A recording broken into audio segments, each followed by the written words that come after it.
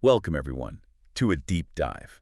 We're exploring something that honestly shapes our reality way more than our bank accounts or circumstances. Definitely. Today, it's not about financial growth in the usual sense, but maybe a deeper kind, an expansion inside your mind, your habits, and crucially, how you talk to yourself. It really is fascinating, isn't it? This whole concept of a rich versus poor mindset, it often gets misunderstood. That's so.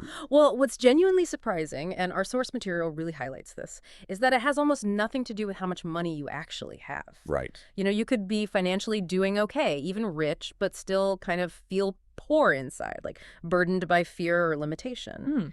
And on the flip side, someone with very little might think with, the source says, the strength, hope, and creativity of someone rich in spirit, it's all internal. That distinction really hits home. So Yeah. our sources for this deep dive, they pose a challenge, really, for you listening. What kind of mindset are you feeding? Like every single day?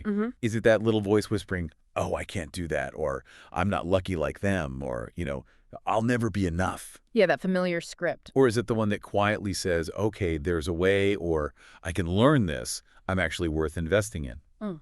We're going to try and uncover how to shift that dialogue. And that leads perfectly to, well, where do these mindsets even come from? An origin story. Exactly. Many of us, and it's no fault of our own, grew up inheriting versions of a poor mindset. It wasn't about being lazy, not at all. It was often just about being taught to survive, maybe not to dream big. Yeah, focus on getting by. Right. We saw struggle, perhaps, and we learned to believe that money, opportunity, it only comes from, like, working yourself to the bone, or that you just have to cope. Okay, so let's really unpack this core idea then. Beyond just the money aspect, what truly differentiates a rich mindset from a poor mindset? How do our sources describe it? Well, our source puts it beautifully, I think. It describes a rich mindset as being quiet, grounded, and curious. Quiet, grounded, curious. Okay. Yeah. Think about it. Someone operating from that space, they don't see life as something to constantly fear or worry about, Right. but rather as something to build. Ah, proactive. Exactly. Instead of always thinking, what's going to go wrong? They instinctively ask, okay, what can I learn here? Or how can I build from this? And the poor mindset. Well, that one often lives in fear. It's sort of constantly preparing for the worst. Bracing for impact? Yeah. And crucially, it doubts before it even tries. You hear those thoughts like, oh, that's too risky, or It's safer just to stay put. precisely that perceived safety. Wow, that's a really stark contrast. So what does this actually mean for someone listening right now? I mean, the core idea seems to be that a mindset is not a life sentence. Absolutely. The source says it's a habit and habits can change. So how do we even begin to shift these patterns, especially if they're, deeply ingrained?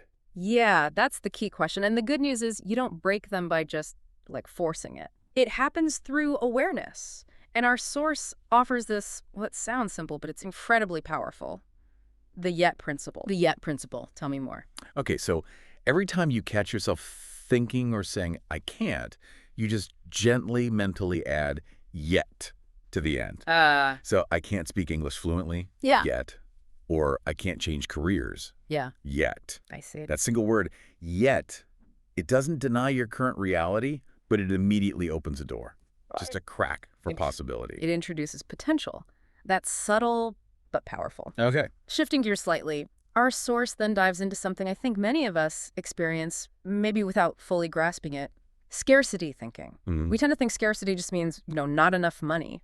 But it's deeper than that, isn't it? Oh, absolutely. Much deeper. When you connect it to the bigger picture, scarcity is really this pervasive belief that there's not enough of anything. Anything. Like what? Like not enough time, not enough chances, not enough love, success, even just not enough space for you to thrive. It turns everything into this sort of zero-sum game, a competition where, if someone else wins, you automatically lose. Wow, that sounds utterly exhausting. It is exhausting. It's a really draining way to go through life. So how does the abundant mindset counter that? Yeah. That feeling of not enough? Well, an abundant mindset isn't about, like, pretending problems don't exist or feeling secure all the time. That's not realistic. Okay. Instead, it's more of a deep-seated belief that you can learn your way forward, that you can navigate challenges, and crucially, that there's room for you, room to grow, succeed, contribute. So it's less I can't and more. How can I? Exactly. It's that fundamental shift. Proactive possibility focus. Our source has this great example, right? Two people, same tough financial spot. One thinks, I'm stuck, I'll never get out of this. Total resignation. The other, same circumstances, thinks, okay, I'm not where I want to be yet. There's that word again. But what's one small thing I could do differently this month? Same situation, totally different mental pivot. And that changes their potential future trajectory. It really highlights the practical steps, doesn't it? It does. And the source gives us some powerful questions to help us shift out of scarcity. Instead of just dwelling on what's missing, you ask yourself things like, Okay. what can I actually learn from this situation? Who could I ask for help? Or maybe just advice. Right, reaching out. Yeah. Or what strengths do I already have that maybe I'm underusing? And a really tangible one, what's one small risk I could take this week? Those questions really redirect your focus Ah. away from the lack and towards action. Precisely. They shift your mental energy. And there's a reminder in there to be gentle with ourselves too, right? If the mind defaults to scarcity. Oh, hugely important. Don't shame yourself for it. That scarcity thinking was probably, as the source says, built to protect you at some point. Like an old survival mechanism. Exactly. So you acknowledge it, almost like saying, okay, thanks for trying to protect me, and then gently add, but, I'm ready to grow now. I'm ready to try a different way. That self-compassion is vital. Okay, let's talk about something else the source brings up. Yeah. Something that maybe doesn't get enough airtime. The quiet pain of playing small.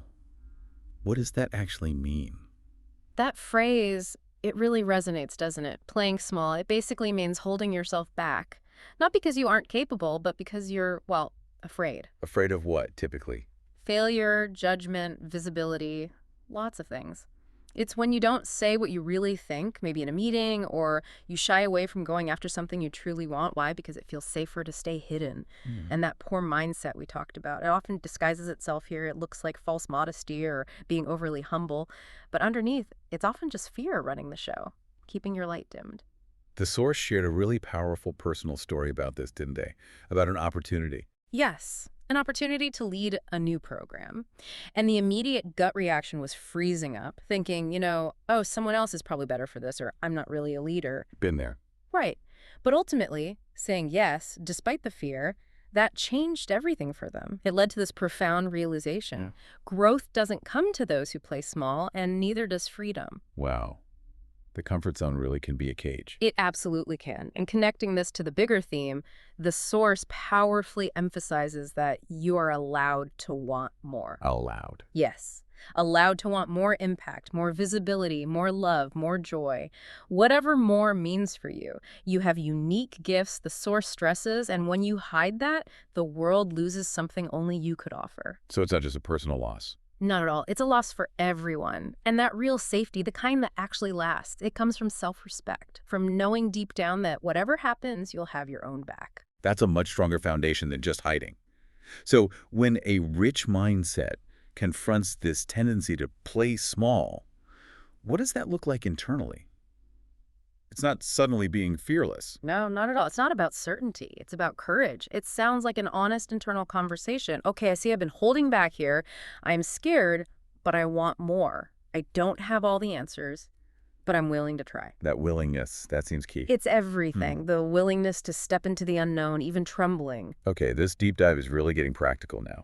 Our source starts stripping away the fluff and status stuff Yeah. and talks about the real habits of a rich mind, totally separate from a rich wallet. Exactly. These are the habits that, frankly, money just can't buy. But they profoundly reshape how you experience life. Okay, let's hear them. What's first? First, valuing time more than comfort. Rich minds, the source suggests, instinctively see time as non-refundable, like you can't get it back. Finite resource. Totally. So they're constantly asking, maybe subconsciously, how can I use this hour, this day, in a way that helps me grow?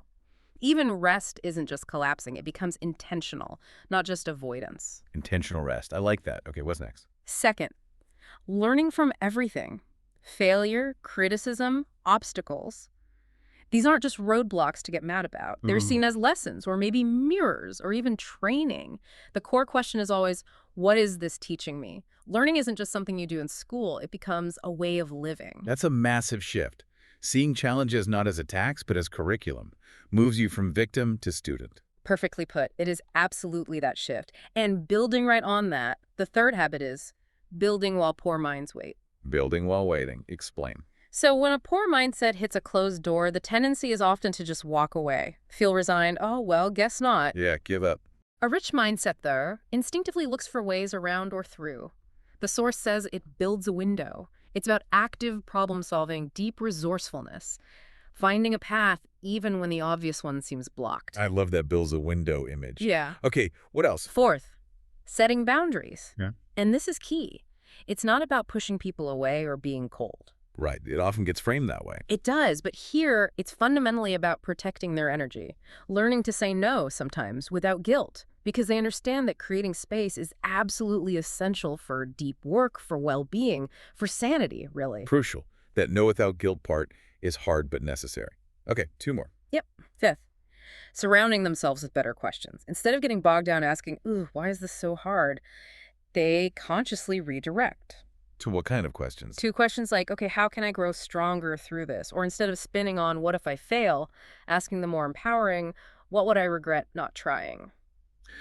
Changing the question changes the focus. Completely. The quality of your questions really shapes the quality of your thoughts and ultimately your life.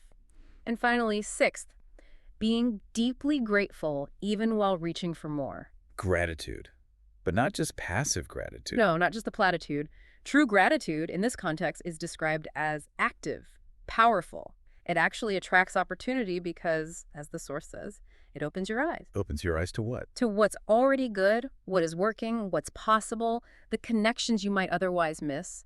It's about appreciating the journey, the present, even while you still have ambitions for the future. Appreciating the now while building the next. That makes sense. Okay, finally, let's talk about something really fundamental. That quiet, familiar background noise that shapes our choices, our inner narrative. But yes, this is so critical. Yeah. Because if you've been operating from what we're calling a poor mindset, that internal story, that narrative might sound like, oh, I've always struggled with money, or people like me just don't get those kinds of breaks. Familiar scripts. Very familiar. But what's so empowering here is the realization, truly grasping, that these aren't concrete facts carved in stone. They are, as the source puts it, just sentences that can be rewritten. Just sentences. Yeah. Your mindset is not your destiny. It's just a story you've been repeating. Yeah. And you hold the pen. You have the power to edit that story. Okay, so how do we actually do that? How do we start telling a richer story about ourselves? And the source is clear. This isn't about toxic positivity, right? Absolutely not. It's not about pretending everything's perfect or denying reality. It's about a real, grounded, honest shift in perspective. Like what? Give me an example. Okay, so instead of the harsh, I'm just not good at this, you could try shifting to, okay, I'm still learning this, and that's okay. Gentler. More accurate, maybe. Exactly. Or instead of the sweeping, I always mess up, maybe try the more observant, I'm noticing my patterns here. It's subtle, but it's profound. It sounds less like judgment and more like data collection. That's a great way to put it. And these aren't just, nice phrases. The source calls them mental doorways. They literally create space inside your mind for new behaviors to grow. Mental doorways. Yeah. And you don't need permission from anyone else to change your story. Not your past, not your parents, not society. You genuinely get to start again now, today. That freedom is yours. Wow.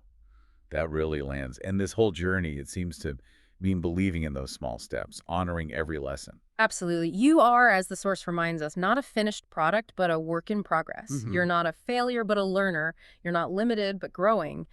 You have the absolute right now, to write a story that reflects your courage, your creativity, your quiet strength, even if you don't fully feel it yet. Write the story you want to live into. Precisely. And when we tie everything we've explored today together, the big takeaway is clear.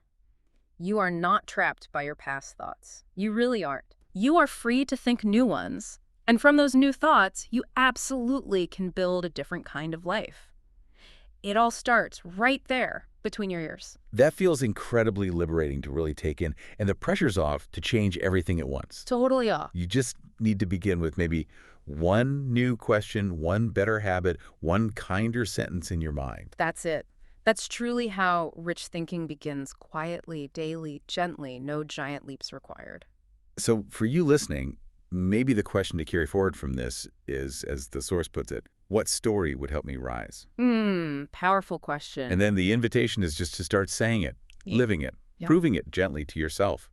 Your internal narrative will shift, and with it, your choices, your habits, eventually, your confidence. It's an inside-out process. It really is. So as you go about your day-to-day, maybe ask yourself, what will you choose to believe about yourself?